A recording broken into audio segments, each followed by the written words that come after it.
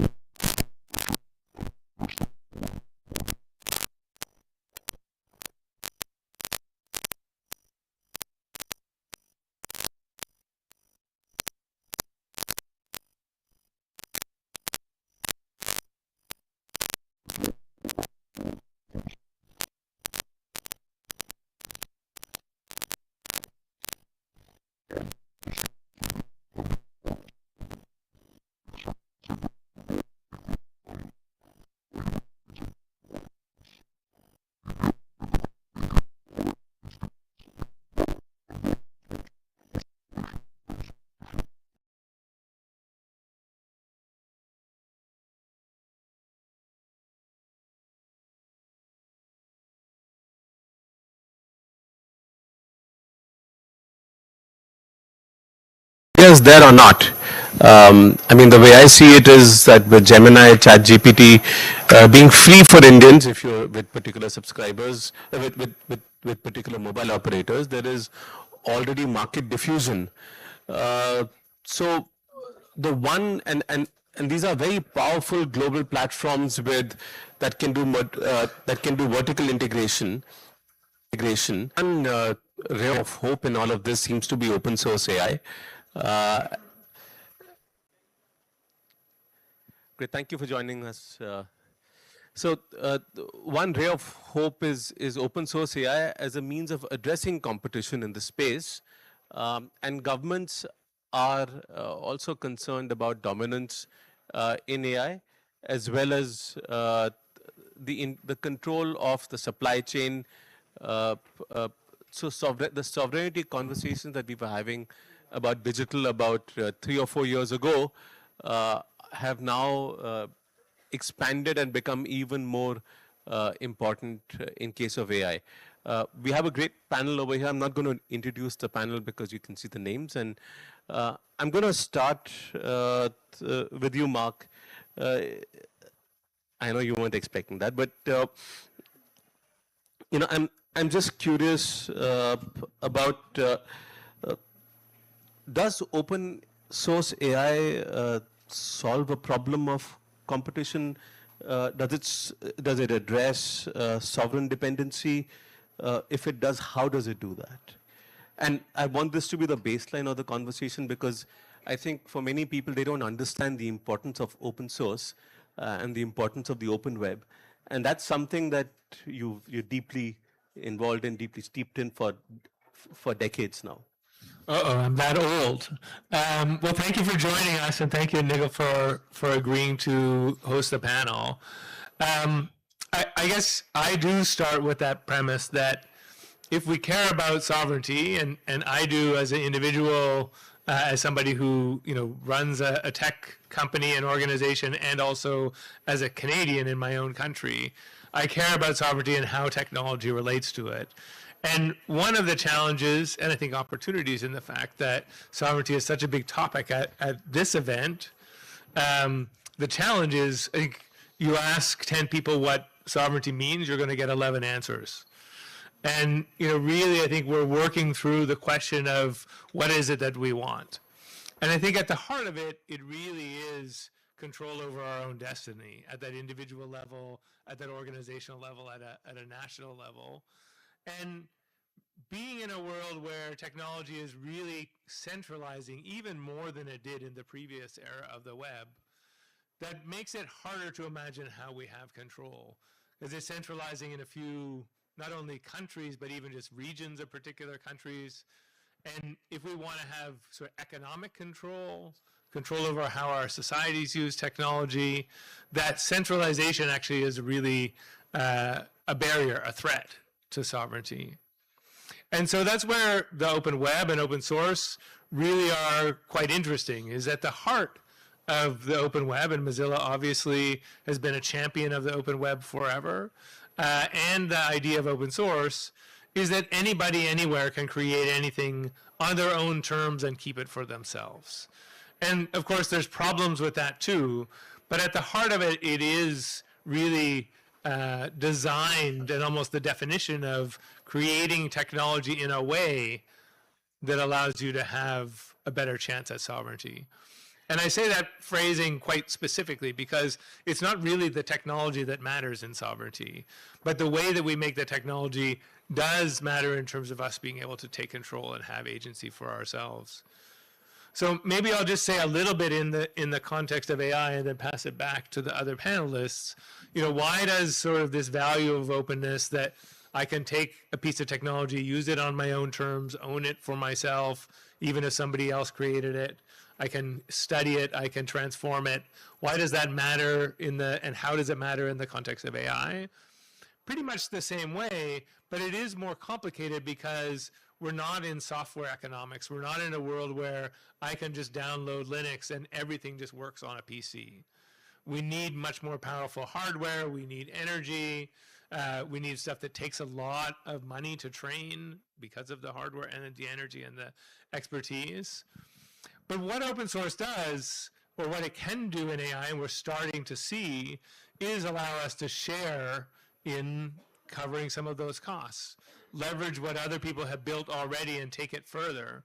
And so I would think as governments, as companies, as individuals, we want to, and we'll dig into this more in the panel, look at how to build this kind of commons in a way that helps our economies, helps our countries in the AI era, in a way that is similar to, but takes advantage or looks at the reality of how things work today moving forward. So I won't go further than that because I think we'll get into it more deeply, but I think we have an opportunity to build something really exciting for sovereignty with open source AI.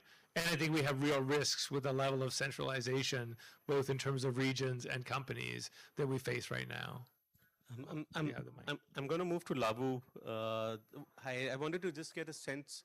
Yours is a government that's actually taken leadership in open source AI. You've got the Vishwam project. And in a sense, some of the work that's been done over there is path-breaking in the country. I'm just curious about whether you think, as India's a large market for AI, but does it actually have agenda setting power? Can it shape sovereignty alignment?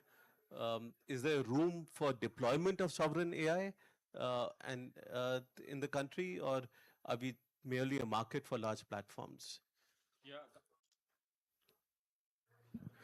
Yeah, coming from Andhra Pradesh, our CM, he's very much a tech savvy guy, Chandrababu Naidu garu. Even today, while I'm here in Andhra Pradesh, Bill Gates is visiting, and he's trying to, our CM is trying to talk with him on how we can actually leverage AI in sectors like agriculture, medicine, healthcare. These are the things that he's talking about. So he's at the forefront. And on the other side, he's already talking about quantum and everything. So we are South Indian states, primarily Andhra Pradesh, we are there, we understand what's happening, and we're trying to be the first mover.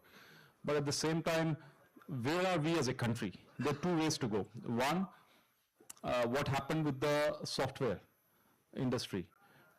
If you have seen from 80s to 2010, 2015, there are a lot of big companies that have come up in India, software as services, and like TCS, Wipro, and all these things. So there are huge valuations and everything.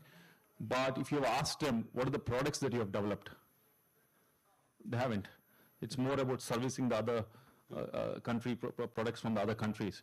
So that is one parallel I can say. And the other one is when we talk about the UPI. UPI was developed in India for the Indian market. These are the two things that I can. But UPI is a regulated space. Yes, that's what.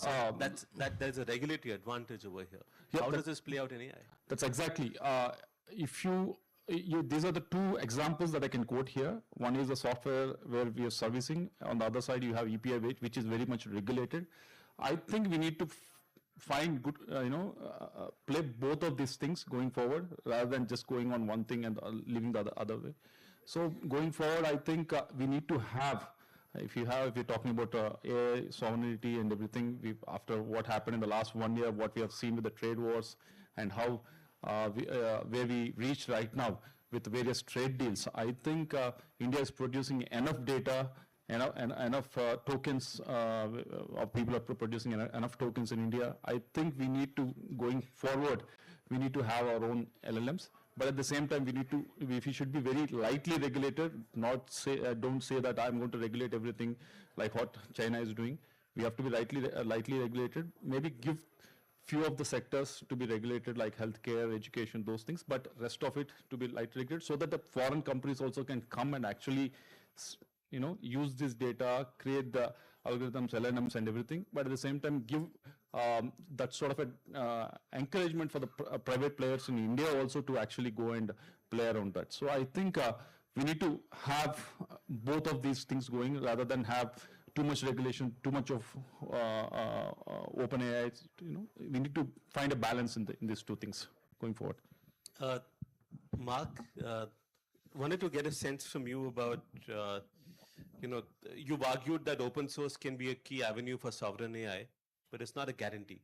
Uh, what are the minimum conditions that have to be true in terms of capability, governance, ecosystem maturity for openness to actually translate into autonomy rather than just a symbolic dependence, right? So what does open look like to you?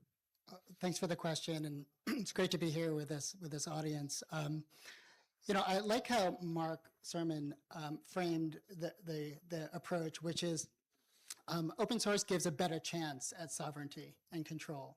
And I think the better chance is really what I'd like to focus on, because Could you hold the mic up? sure, because a better chance of sovereignty, what does that mean? It kind of also means that open source, if you see open source through a socio-technical lens, where there's the technology and the social aspects working together in tandem to create the final technology itself, then it's clear that open source does mean more transparency, creates more optionality for developers and builders, but there is no guarantee. Open source by itself does not automatically lead to accountability, agency, or resilience. And for that to happen, there needs to be a concerted effort from the open source community and others to really galvanize around these tools to make them work as well, maybe better in certain circumstances, and sort of, maybe sort of, in low resource languages, et cetera, than the competition, which could work just as well or even better in certain circumstances as well. So the approach that we take at the Responsible AI Future Foundation, which is a new foundation, we really look to the countries themselves to ask them, what are your needs? What are your capabilities across the entire AI stack? Not just the models, but the compute infrastructure all the way up to the application level. And really do a deep dive and analysis to understand readiness, to understand the ability to adopt different technologies, again, along the stack, because it could be that a need might require open source. It could be that a need might require renting a proprietary model. And there's a sort of, spectrum between one and the other that I think really, if you really need to, understand the nuances and the very specific context-dependent aspects within each nation.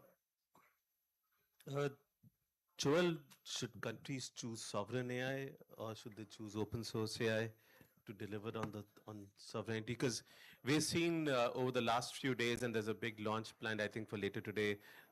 India is launching Sarvam AI, and they've been rolling out different products and services over the last week. I think today's day 10 or 14 days of rollouts for them. So they've timed it for this conference. I'm just curious about that choice between sovereign AI and sovereignty through open source AI. What should governments choose? When should they choose these? What should be the conditions in which one is better than the other? Well, thank you. All right. Thank you. Pleasure to be here with you today. I think this is a great question. I think, Mark cornered the definition of sovereignty quite clearly. Sovereignty is about control, and it's about autonomy. That's not how governments see it, right? That's how you and I see it. I agree. Governments are coming along. The reason, to me, this is the right way to think about sovereignty is because it applies at the individual level, at the level of enterprise, and at the level of governments and nations. Now one thing I think we haven't perhaps put a finger on as clearly today in this panel is the fact that sovereignty actually applies across many different levels of the stack. We talk a lot about models. Models is the one part of the stack that's actually probably the easiest to share, but actually to have sovereignty, you need to be thoughtful about the compute infrastructure on which your models are running, and also the guardrails, and as well as the governance of those systems. And so I really think about the whole stack and the system as being part of a strategy for sovereignty. Some of these are easier to open source than others, And in some cases, when it comes, for example, to governance, it's no longer a question of open source or closed source. It's actually a question of, do we develop our own governance model or do we align to international standards? There are many reasons why international standards might be beneficial from an efficiency point of view. However, there are many reasons where some governments may want to have some slight differentiation in terms of that. I think the question of multilingual representation is one that's been alluded to, that is very relevant. The requirements in terms of language may change from one geography to another. And so I think it's useful to think about sovereignty amongst all of these axes. Specifically, to go back to your question on open source, and to take more narrowly the question of open weight models, I think the progress has been so phenomenal in terms of models that to start completely from scratch, to me, seems stepping back too far for most countries. I would certainly encourage many initiatives to start with what's available in terms of the open source today, and then build from there what they think is the solutions that is needed. I'm Mark Sermon. I'm kind of wondering about the definition of open source over here, because we saw open source should be free, and free as in beer kind of free, right? If you go back to the way we used to talk about open source earlier, but we've seen different definitions emerge of open source, number one. Secondly, the moment DeepSeek came out, you saw advisories going out against even using DeepSeek open source. What is open source today? And how would you how would you do? I think the mic's off. How would you define it? How would you? What's if the waters for the definition of open source are muddied in this manner? How do people choose? I mean, the answer is what is open source today in the context of AI is so many things. And it helps to get, I think, some definitions, but also it helps to not get too fixated on them, in really to be focused on what you want, and I think that is that control, that agency, and that sovereignty. But, at its heart, open source or free software have these characteristics, which are the ones I mentioned before, right? I can use it for free. I can study it, I can go inside, it's transparent, I can audit it, I can shape it, I can change it again in the future. Those are really the things, those properties are the things that you want for that control, for that agency, right? So I can take it, I can change it, I can see if I trust it, I can see what went into it. And, the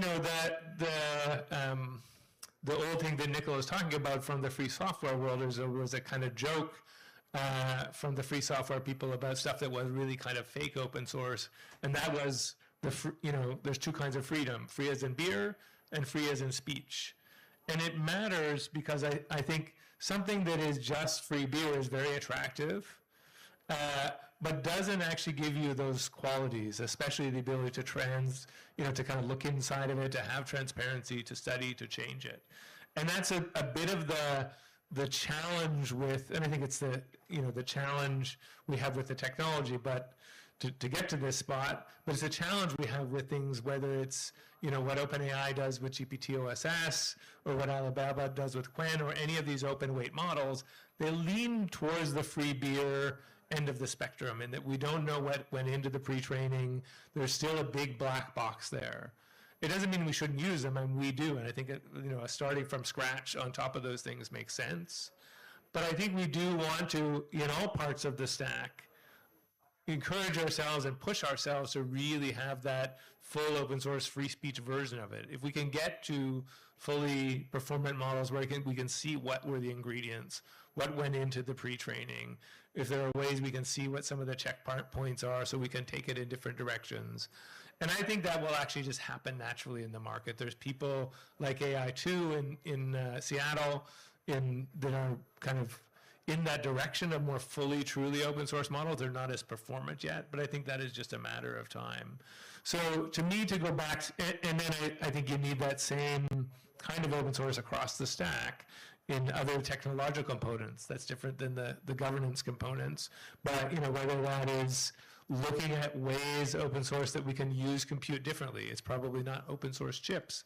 We've never cracked that, but it may be open source techniques to use compute more efficiently, open source at the data layer and used in appropriate ways, open source at the developer layer. So to me, it's those core principles and then looking all across the stack, but also knowing we don't need to be pure about it. There is always going to be a mix. There always has been a mix of things that are along the spectrum from real openness to things that are closed and sometimes closed for good reason. Can I then just drop a suggestion that Mozilla consider an open source index that ranges from free as in beer to free as in speech? Well, there is, in fact, a publication, a paper coming out in the communications of the ACM on the spectrum of openness that we and others. I think because for many of us in India, the free as in speech concern, especially when it comes to Chinese models, is there. Although we don't know how much we will have as free as in speech. Well, and I think there is an investment question. I'd be interested to know in what others think on this. We do need to, and I think this is really achievable given how many billions of dollars or billions of whatever currency governments are throwing at compute, to back some of these projects that are doing the more truly open models just to get up to parity with some of the open weight models. That just seems like a solvable problem that needs some political will. You wanted to? I was going to make a bit of a different analogy, which is, like there's the free beer and then there's the free beer recipe, right? And so free beer, you can give someone free beer, but once they consume it, that beer is gone. I can give someone the beer recipe, and then you have the ability to multiply that beer over time. And so to me, that's a distinction that actually matters, because once you open source something, you give the ability to have that multiplicative effect in terms of creativity, in terms of impact, in terms of building up prosperity. Okay. And actually, I think I like the recipe, and it's all the things you all said, and it gives you a head start. So if you're a government trying to build this, a company trying to build this, having the ingredients and having the recipe, you can get there faster and cheaper. For the other Mark, I wanted to get a sense from you about risks, because we want to talk about ecosystem rollouts now. When governments adopt open weight models, what are some significant security and supply chain risks that you see in practice? What should they use to assess trustworthiness? And I guess free as in speech is one of them, but what else can they use? I think the risks are very real. My previous role was at the White House a few years ago, and the question between, the value of open weight, open source models was very much an open question, and it was debated kind of vehemently within government and outside as well. And so, a report that came out from the Department of Commerce, the National Telecommunication and Information Administration, said that, in reviewing all the benefits of the release of open weight models on the most advanced models, they saw no reason to restrict the release of those models, but they also didn't say that there wouldn't be a reason in future, because the risks are real, in cybersecurity risks and other types of threats. I think in the agentic world that we're talking about, I'm sure is a topic of conversation here, I think a shift to agentic AI could also shift the security calculus when it comes. I mean, you've seen with OpenClaw that there is barely any security, and people are struggling with that. There have been even just simple prompt engineering attacks, right? That's open source, but that's right. And the prompt engineering attacks and sort of what we call agent hijacking attacks, which is sort of to include different prompts in the model, such that the model does bad things like exfiltrate passwords and data and run malware and those types of things. Again, at the Department of Commerce last September, they produced a snapshot of some leading open weight models versus US models, and DeepSeek in particular The model that was tested at the time, again, as a snapshot, it was DeepSeek R10528, DeepSeek R1 new.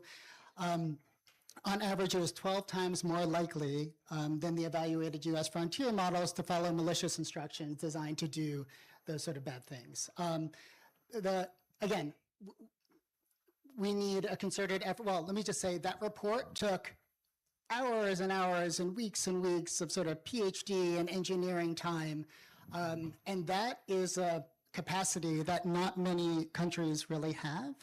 And so the cool thing about open source is that they have decades of experience sort of looking at particularly cyber risk vulnerabilities, and addressing those in a sort of open sort of way across international boundaries. I guess, and this may be already happening, I could be ignorant about it, but I think there needs to be a very concerted effort to look at those security risks when it comes to open weight models, not from just the government, but also the community itself. Calista, thank you for joining us. And I know it was difficult to find the place. I'm just curious about, and go back to a question I'd asked earlier about choices between sovereign AI models and open source AI models. How do governments decide between the two, for one? And just to take off from what Mark just said,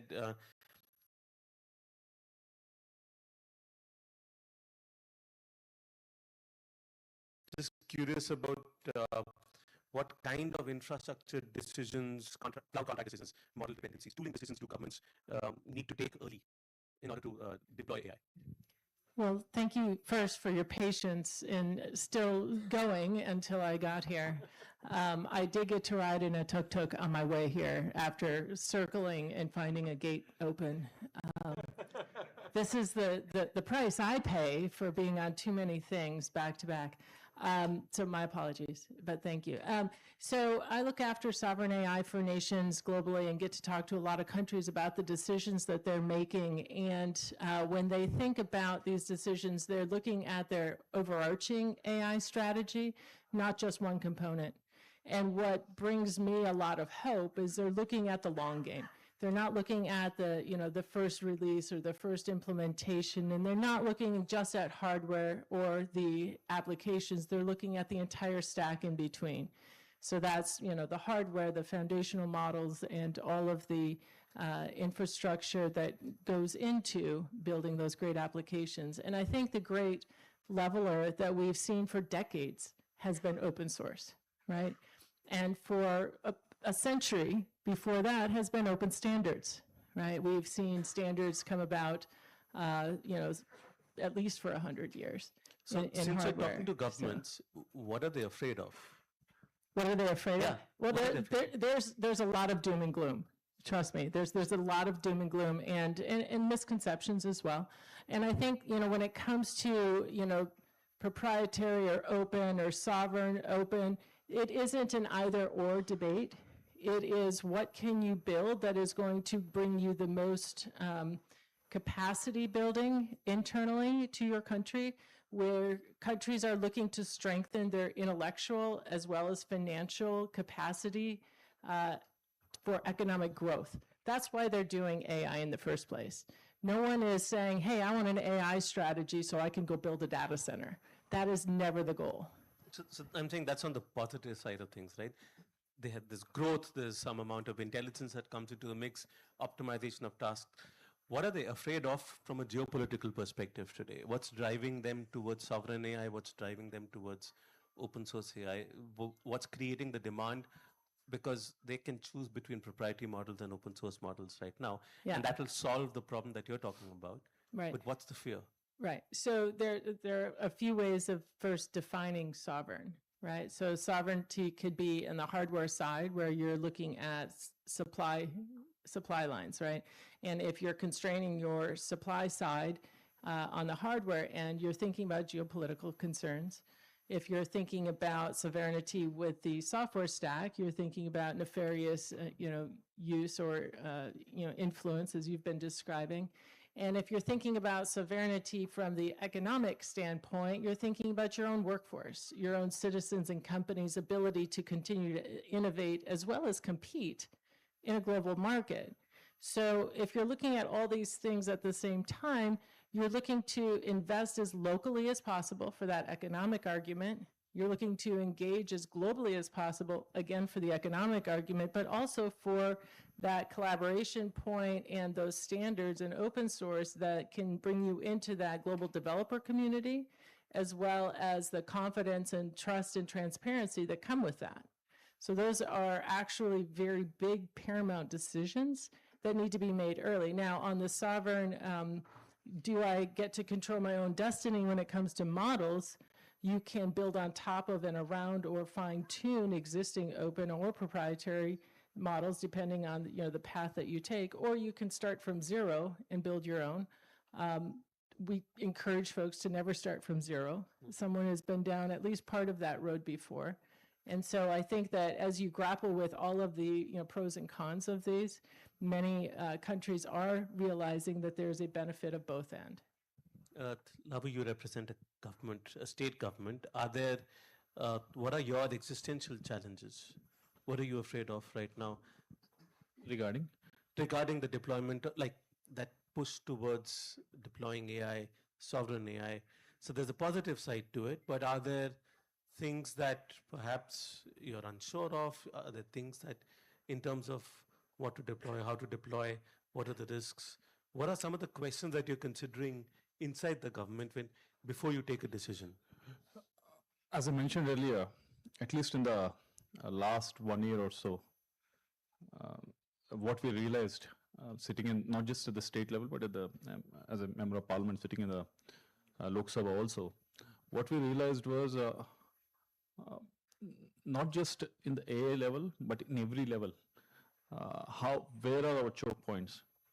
So, in the trade deals, in everything, every decision we have to make, when we have to not just about the air, but even the sovereignty of the land, when we have to defend that, when we have to make a decision on that, we have to think where our oil is going to come from, where our semiconductor is going to come from, where are our choke points.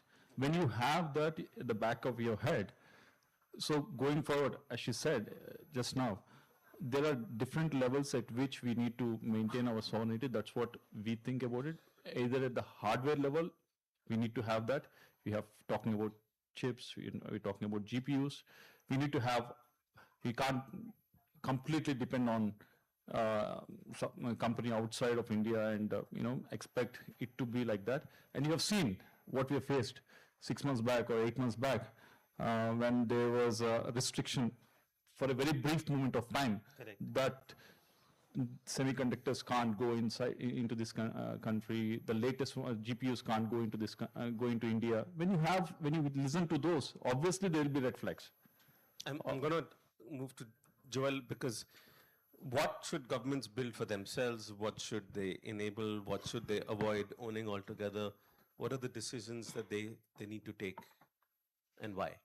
Yeah, I think right now, we've talked about the different layers of the stack. The place where I see a lot of governments wanting to have more ownership, but not just ownership, it's also about resiliency. I think someone mentioned the ability to not have the dependency on a single choke point in terms of your supply, in terms of your access to that layer.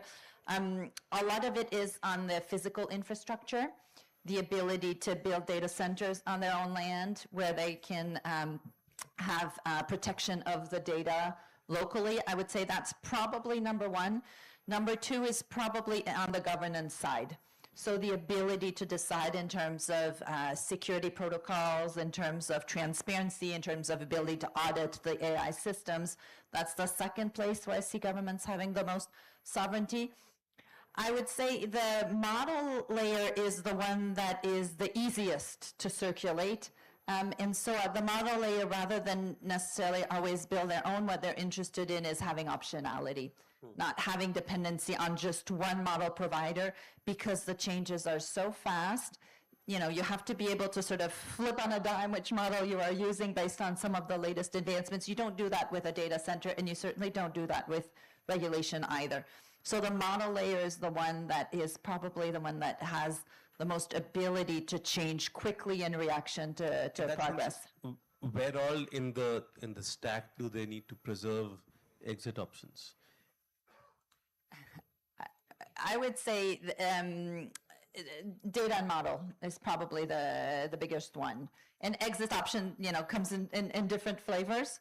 But I would say certainly on the model, the tooling, I think there's a question of whether the agents are going to be captured within the same layer as the model. Right now, that is looking like a plausible scenario. And I would say so both of those. So Mark Sermon, the beauty of open source is essentially about leverage, right? In the sense, leverage doesn't sit with a proprietary provider. I'm just curious that even when we're deploying open source AI, where is it that the deployer has low leverage? What do you think they need to strengthen for? It's a good question. Mic's off. It's a good question. This is my thinking face. Should I come back to you on this?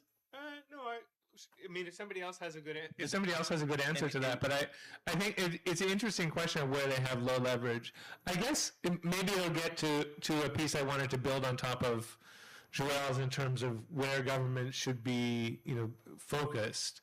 And I think, one of the places you have low leverage until you have it is talent and workforce.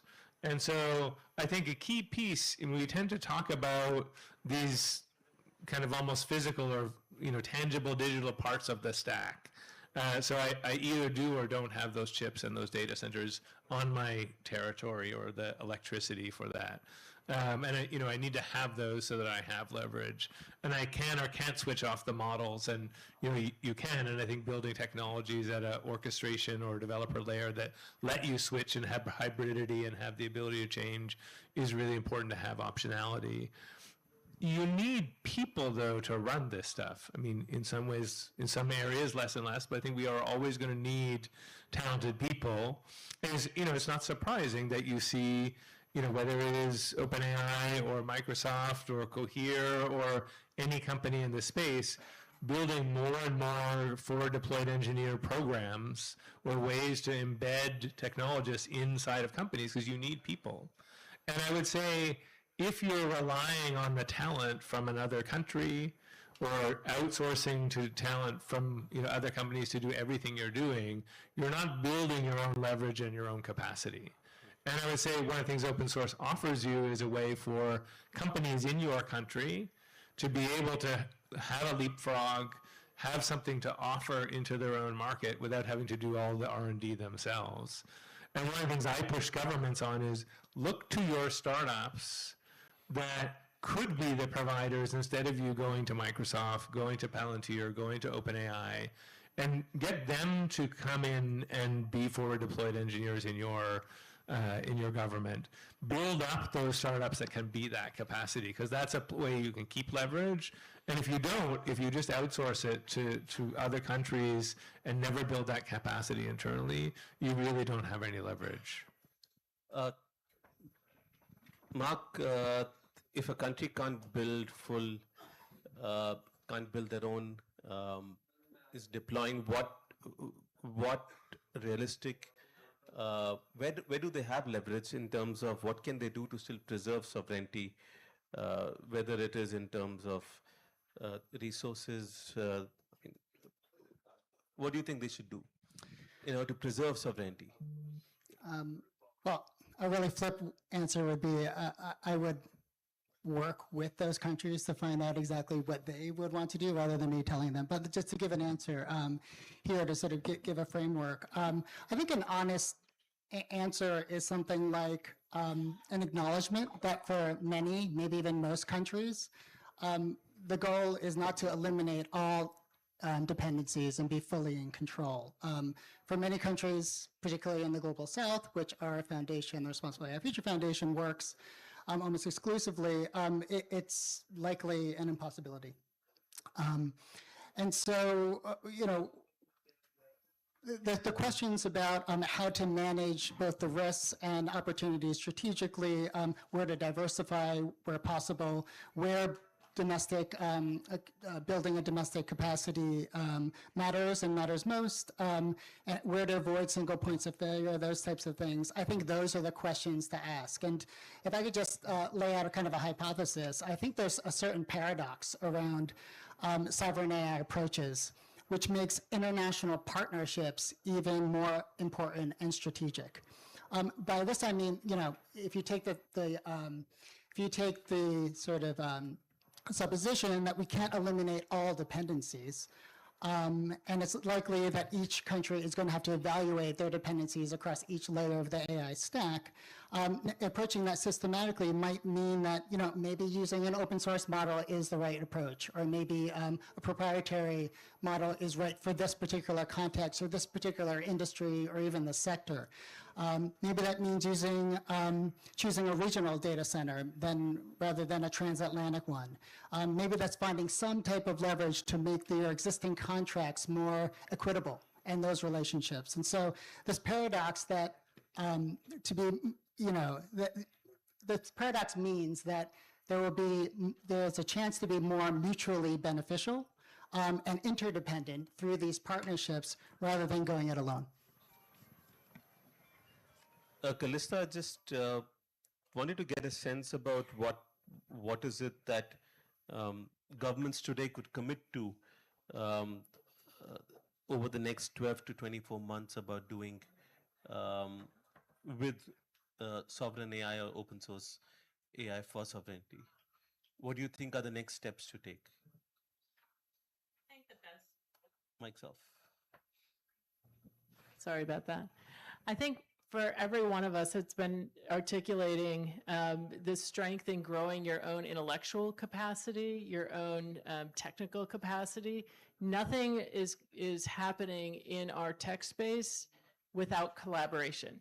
That collaboration happens across every border. Yeah, and that collaboration is absolutely critical. Needs your chips. India definitely needs your chips. Those are the hardest to come by. So I think that every country, priority number one is understand where your partnerships and synergies are going to come from. Attaching into global massive developer networks is paramount to accelerating your intellectual capacity. Attaching into existing models is accelerating your technical capacity. As much as you would love to develop all of that yourself, invest in your own engineers, your own developers, attaching onto your peers and front runners and leaders so that you can learn faster, right? As I said earlier, there's no reason to start from zero. There are blueprints, libraries, things that exist to get going faster. That's how you start to, get that developer flywheel going. That's how you start to build that internal capacity. And I think that's exceptionally important.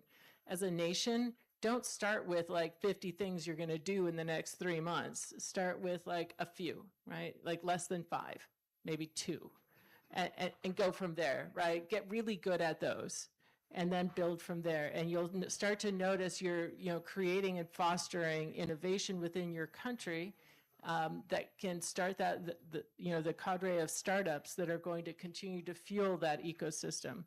And it's not just the infusion of AI developers, but it's AI literacy, ensuring that every industry within your country is embracing AI as part of their career, as part of their industry, as part of what's going to keep them competitive in their field. Whether that is, teachers or doctors or farmers, bringing AI in a way that helps them be better at their craft, right? Every one of us, well, most of us, there are a lot of people way younger than me, everyone at some point in time had to bring cell phones into their life and embrace that. That was a step change. Embracing internet was a step change. There's a lot of step changes that had to happen. We're still seeing waves of folks that haven't embraced AI as part of every industry yet. And then, I'm not done yet. One more thing. Yeah. Every country needs to figure out what is it that's moving my GDP. What is it that is my economy mover, and double down on bringing AI to that. Right? It's not just I want to, double down on AI. No, it's what is my existing industry that I'm going to apply AI to. This summit, there are about 250,000 people expected at the summit here in Delhi. And I feel that this is India's next evolution from the Digital India movement that we had about in 2016. This conference itself and the amount of attention it's got from both the central government, the state government, and the attention it's getting in the media from the startups here, this is going to lead to diffusion of AI across the country, where digital became a priority in this country about 10, 12 years ago. This conference alone is going to make AI a priority. Suddenly, every department will start thinking about how do I deploy AI. It creates a certain amount of pressure for adoption and deployment that served India when it came to digital. I think it will serve India in terms of AI as well. I'm going to open the room. I'm going to open this to questions in the room. Yes, sir. First here. Why don't you take this one?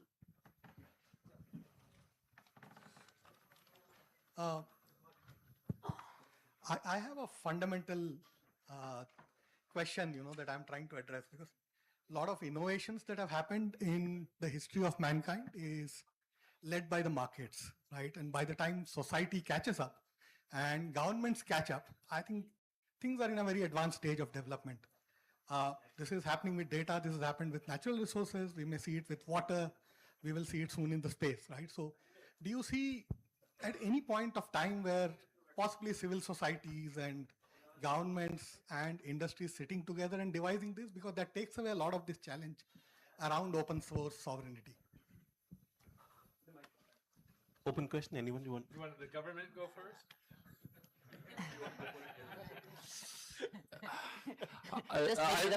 Just coming out of a panel discussion, this is what I mentioned there also. I totally agree with you. There's one CEO of a software company in Bangalore. He was getting some NDTV or someone was interviewing him and asked him how come India has done incredibly well in software space. The answer he has given was in 2001 or 2002 was that the government didn't understand what we were doing, so they couldn't regulate. They couldn't, bureaucrats couldn't get into it. So by the time they could understand, government could understand, there's so much of it that has happened. So with this as well, it's the same, there'll be a lot of youngsters here. There are a lot of software engineers. I think we have the largest pool of it. What they need, instead of trying to do so much from the government side, trying to make everyone sit together, formulate something, I think we need to open up to them. As I mentioned earlier, maybe the hardware infrastructure, build it for them, give it to them, instead of them accessing those infrastructure from an outside company for a very high price. Why don't you subsidize it so that they can build on them? And at the same time, if you come to the data as well, again, government side, bureaucrats, all of us will sit together and say, oh, we can't do this. You can't, the amount of regulation that we can put. Instead of that, maybe 2 or 3 areas, yes, there'll be very sensitive areas like health or something. So those can be regulated, but rest of it, give it to them so that the youngsters can play with them, create the LLMs, not just for products for India, product for the world. Okay, very quick questions, quick answers. The lady here with the mic. Is there anyone with a mic at the back? What do you Please, think are the most common mistakes that government are making at this moment? That's a fantastic question. The governments are making? Yeah. Common mistake. To me, it's the fragmentation of the regulation environment. Having regulation at the state level, whether it's in the US or whether it's within the EU, that fragmentation just adds so much friction, doesn't necessarily lead to better regulation, and is a major tax on innovation. Yeah, but if it goes to the UN, then it just nothing comes out of it, right?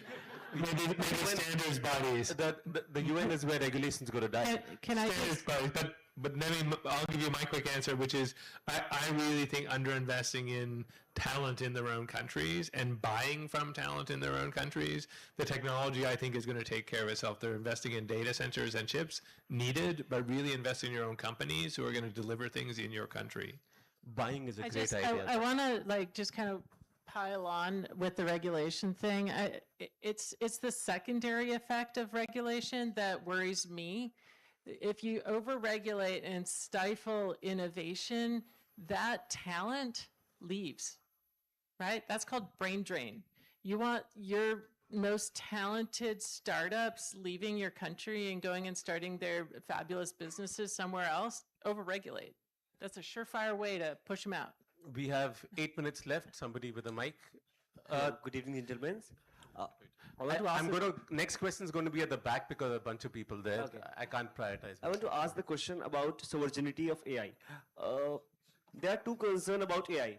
That AI will take the jobs by AI. That's And not a that- sovereignty question. The second question is that AI is not that safe to use. We can use OpenClaw on our system, and using prompt injection, anybody can hack the OpenClaw. Like that, every single AI Okay, model so can be hacked. I don't see a sovereignty question there. I'm sorry. I'm going to go to someone else. No safety questions. There are multiple Later panels this with some week. of these questions being answered. Safety will come. Safety will come. As we are talking about the open source, I would like to discuss about the hardware open source. Like currently GPU market is quite regulated by the big companies like NVIDIA and AMD. So we need some open source on the like designing of GPUs and their technologies that I'm asking. So go ahead. I mean, one of the things that makes hardware easy to use, and kudos to NVIDIA for that, is it is actually like the software that makes the hardware go well, right? Like CUDA in this case and so on. And so having open standards of how to operate hardware can be a major accelerator. We have 3 minutes left. A question at the back.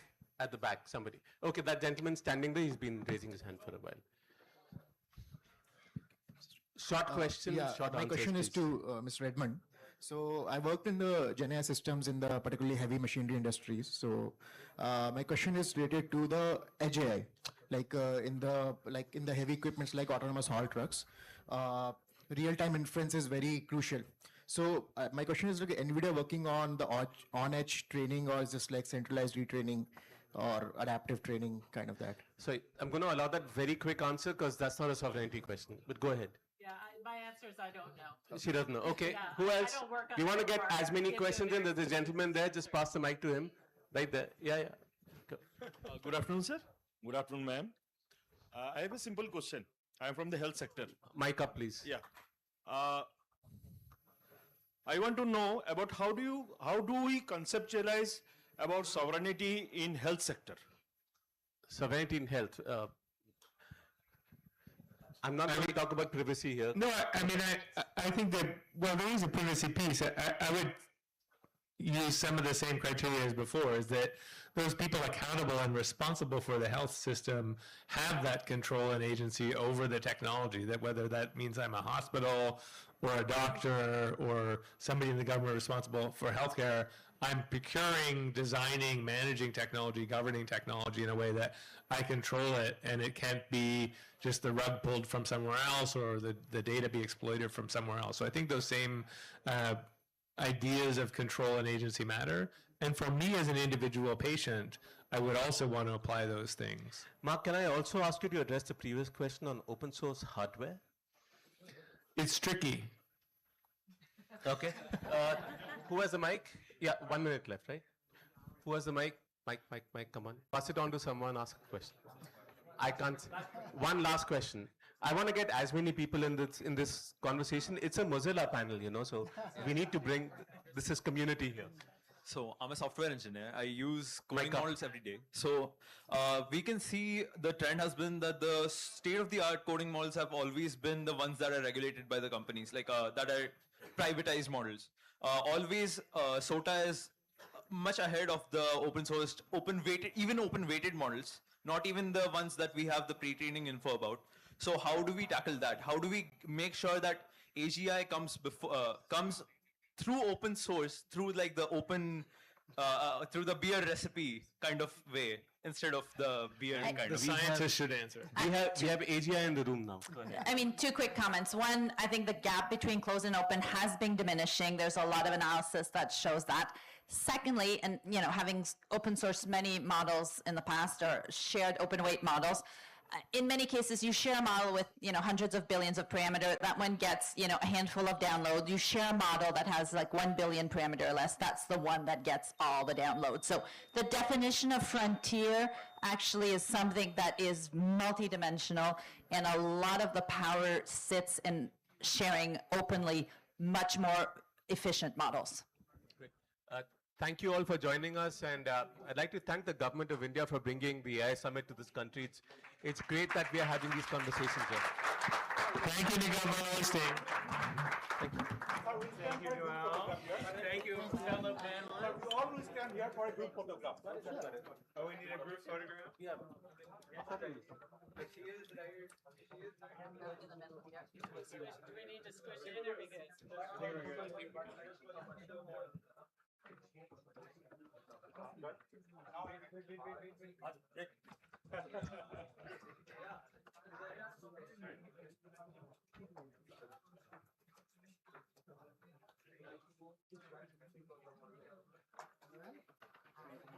Thank you, all of you. We'll hand over